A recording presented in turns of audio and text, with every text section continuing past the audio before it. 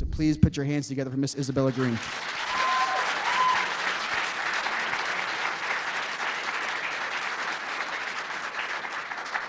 Hi.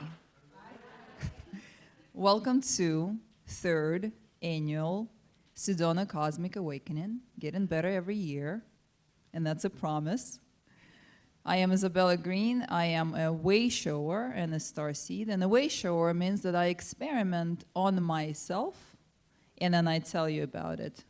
I also serve as a metaphysical specialist and a spiritual healer, which means that I assist people who need such assistance in finding and understanding their missions on Earth, basically matching their cosmic origins with their occupation in this density. And as I have experimented on myself long enough, last 5 years getting up at 3:30 in the morning every single night to shake the bars of my cage, to remove the filters and give myself access to abilities that people seek, people who are going through awakening and people want these abilities, I have remembered how I decided to incarnate onto this planet. I was on a red planet. Everything was red. Definitely not Mars. Suspecting Arcturus, but there was no neon signs shining there saying where I was. All I could see was my 4 toes, and I was about this tall. And I experienced the sense of the state of shared consciousness. Not only I knew the consciousness of the entire race populating that planet, we were all plugged into the same exact field of consciousness.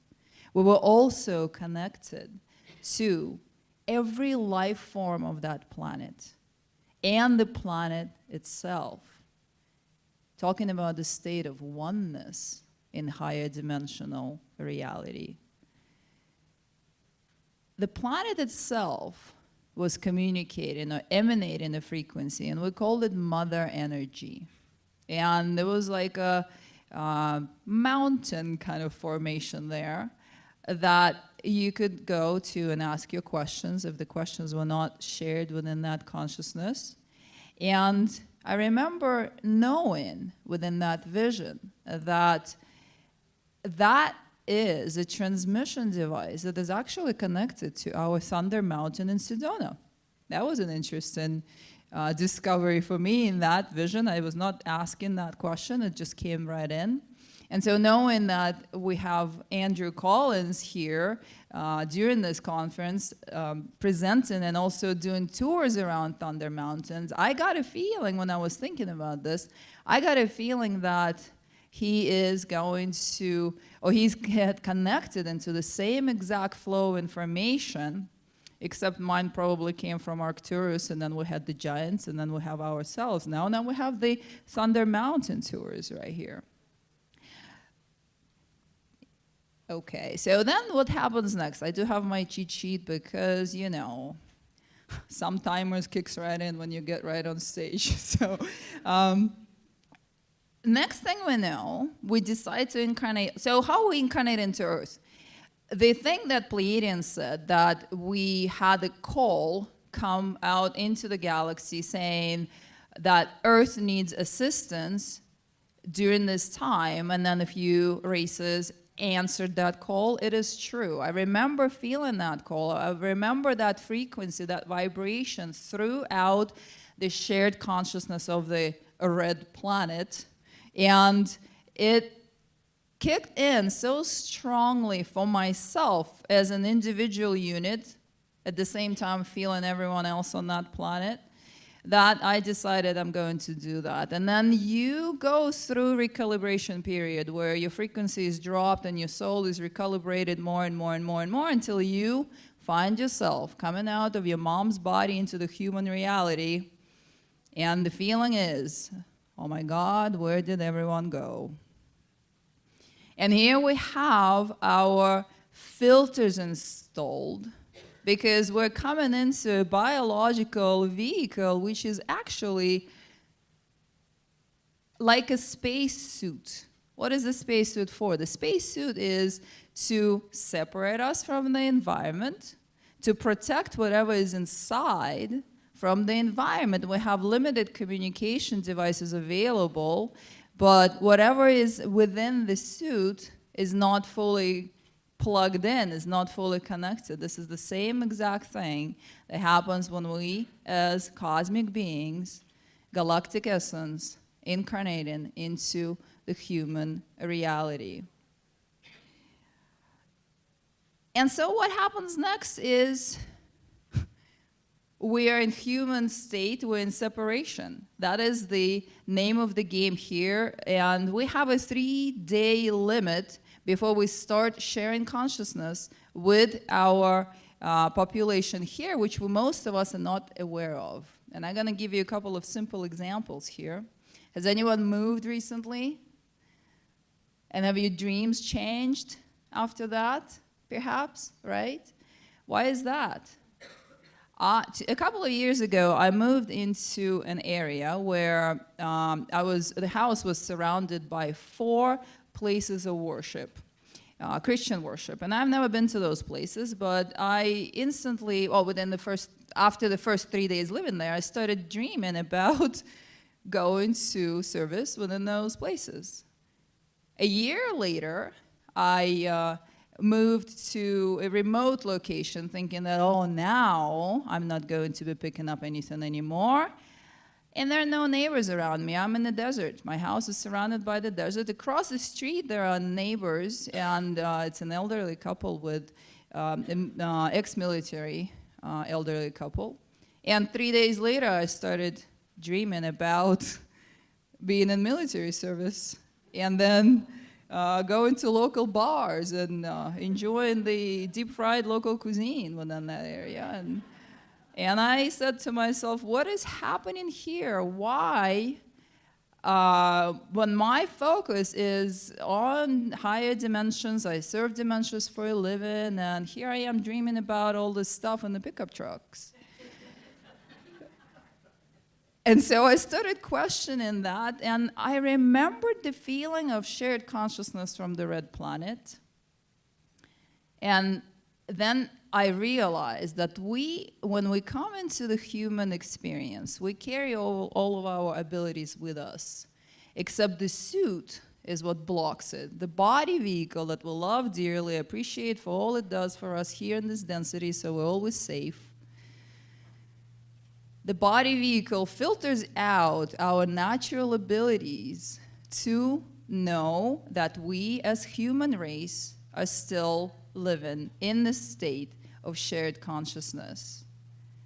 Example, how many of us are empathic, or how many empaths you know, right? And how many did you know 10 years ago? Say maybe 5 to 10? And how come now there'll be like 300 to 400 all around us? Are they just popping up? Or how come those are the same exact people that were not feeling before, and now they are? You walk into the same room and you feel everyone in the room. Why is that? Is that the special abilities, or is that we have evolved past our filters, and now we're able to experience what really is going on here on this planet? And if we really, here's the little glimpse for you from the new human reality. We talked about new human last year. Oh, new human, new earth. Yeah, this year it's all old news. Yeah, new human, whatever, right? But the state of the new human is that awareness that we're living in the shared consciousness. Wouldn't that fix a couple of problems on this planet if we knew or instantly felt what the consequences of our actions do to others right away? Or those people that we call tree huggers, the ones who could feel nature, feel the trees and birds and animals all around us, which means they're connected to the planet deeply, and they have evolved past those filters. But would not fix a few problems, few environmental conditions here in this density, all right? So we're talking about horizontal shared consciousness in this dimension. Well, more or less 3, 4D in this dimension. Horizontally, some of us are tapped in, some of us are not.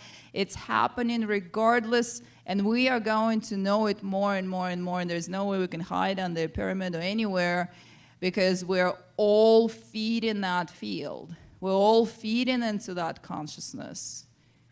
That brings us to responsibility. What are we carrying? What are we emanating? What do we do with that? I don't want to be dreaming about my neighbor's military service. What do I do? Well, you become aware of that, and you just let it flow right through you and out.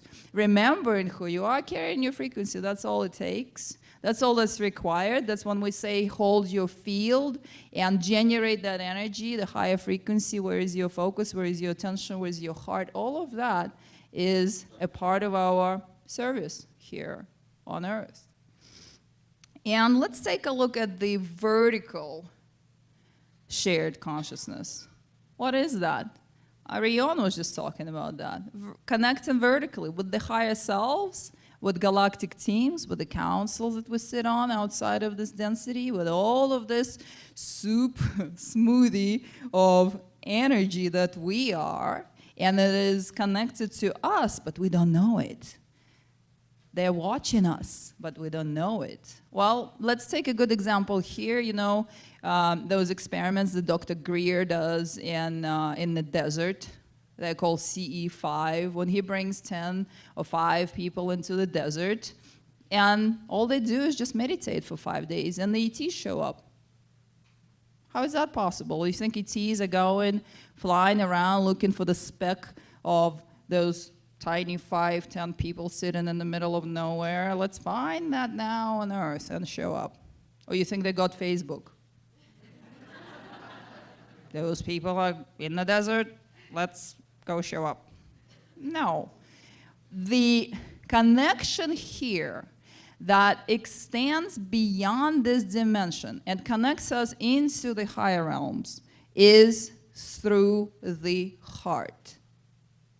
Telepathic communication between loved ones extends from Earth all the way into space. This has been proven scientifically. There have been experiments where people created this kind of environment and checked if telepathic communication was received on space station between the people who are connected through the heart, connected through the love center. What is love?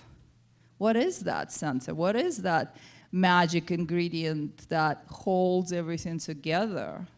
The highest frequency available to Earth, the frequency that creates and sustains worlds, holds everything together. When we tap into that space, when our heart channels are clear and open, undamaged or healed, then our access to our own awareness and our signal is way stronger than anyone else's all around us. So people come to me very often with the question or request to assist them in activating their third eye because they want to have contact, or they want to download information, they want to connect, and they ask to activate, to help activating their third eye. Well, here's what I know from the work that I do and from observing and from my own experiments on myself as a way shower.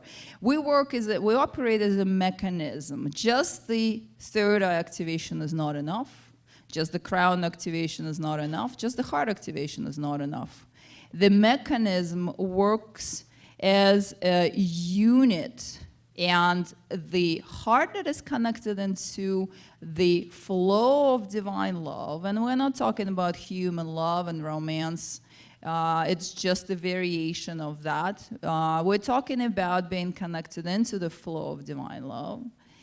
The third eye space open to give us visuals, and the crown open to translate our downloads into the human understanding. This is the mechanism that gives us access and also sends the signal from our upgraded biological vessels that we are open and that we're ready and that we have prepared ourselves, and that vessels are fully activated so that we can receive and communicate without fear and have that contact that we're all seeking here. And we're going to practice a little bit in a moment when we do the meditation.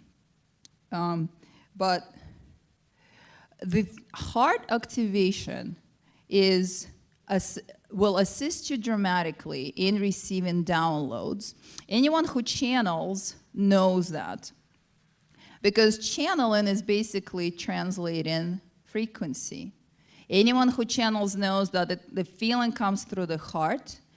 We receive that and we send it back out, and we translate that through abilities that we develop within our brain to translate frequency. Light Star, who is speaking after me today, is the pro of bringing the sound of light language forth for us, and she creates the sound sensation. That is her way of translating the frequency of light language into sound. I have recently started channeling during my sessions, and I am learning, I'm training my brain to translate the frequency that comes into my heart through the glimpse of a visual of the being that just delivered that from higher dimensions, translating it into the words for the people who require that. And these words come from higher councils, they come from all over galaxy, they come from higher dimensional aspects of our own souls, they come from our ET support, and it is a skill that we all can develop when our bodies are fully activated. And what about craft showing up for every speaker within this event exactly the week of the conference? Happens 3 years in a row for every speaker within this event, and possibly for all of you attendees too. Do they actually know? How do they know that this event is happening? How do they know that, okay, we're going to show ourselves and support what's happening here? A couple of days ago, I'm sitting in the middle of my desert, and I come out. I have a feeling to come outside and take a look at the stars. And hey, those stars are there every day. Why am I feeling this right now, right this second? So I come outside, and I see two objects next to each other, moving slowly, light objects moving through the sky. And those who have seen light objects, they know what light objects are. There's no confusing this for any one of us. You feel that feeling right away. The heart starts activating. The energy comes up. Your arms, your heart, your palms, everything gets on fire. So I'm looking at these objects moving, and then they stop.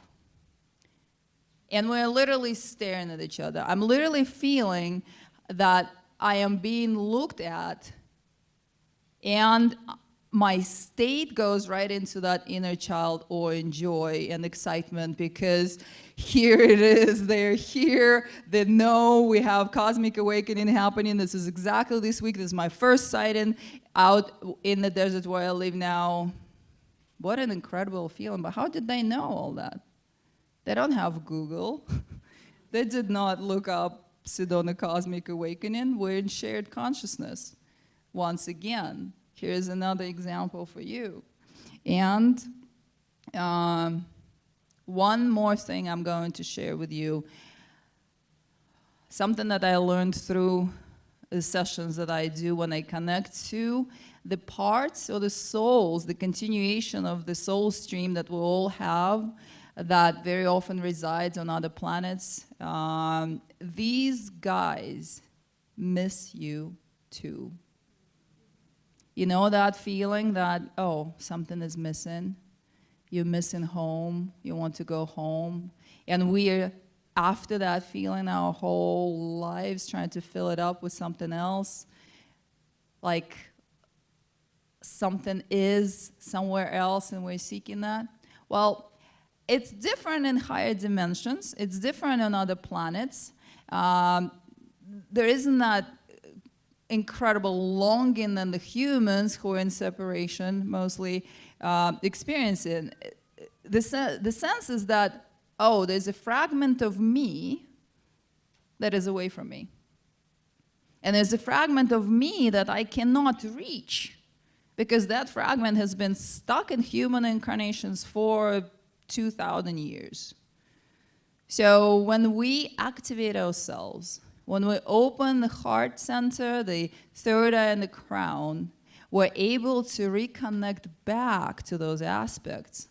And when that happens in my sessions, they say, wow, I'm so glad that I'm actually now reaching and I'm able to communicate with that part of myself that's been gone and lost in human separated reality for so long. So I just wanted to bring this message for you, that as humanity, we are in shared consciousness. And the more we evolve, the more we're going to know that. And that is the state that we call the new human. As galactic beings on Earth, as soon as we step out of this density, we're all connected always. Everything outside of this density knows about us, knows what we're doing. Everything is tapped into the same exact field of divine love, or the quantum field of information, where all information is shared. And we, as these beings incarnated here on Earth, we have a responsibility to maintain and expand our own light quotient here in this density to assist the rest of the galaxy.